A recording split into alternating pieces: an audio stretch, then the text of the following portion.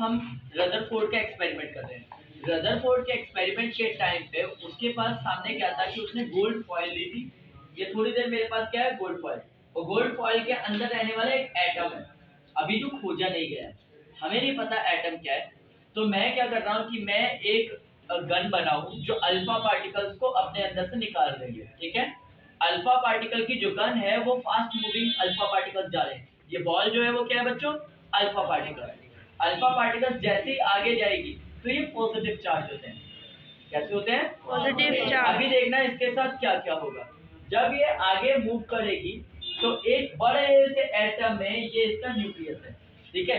पहले alpha particle जब गया तो मोस्ट ऑफ टाइम जब ये बॉल देखो जैसी इजेक्ट हुई तो ये गोल्ड फॉइल में से जैसी ये बॉल गई तो ये बिना बदले टकरा वो बिना टकराए आगे निकल गई। तुमने देखा ये गोल्ड फॉइल से कहीं नहीं टकराई ना।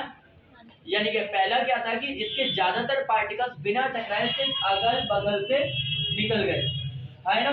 इनमें से कुछ पार्टिकल्स जब इस पे टकराए तो देखो जब ये टकराए तो कुछ जब टकराए तो टकराने के बाद क्या हुआ है, एक एंगल स्टूडेंट यहाँ से देखना, ठीक है। 1 2 एंड देखा ये पूरा वापस नहीं आया मगर ये टकराया और थोड़ा सा इधर गया।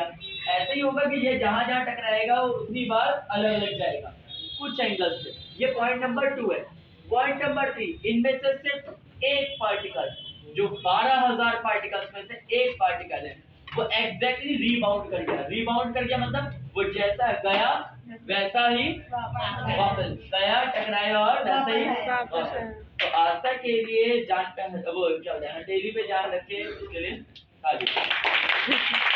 बहुत से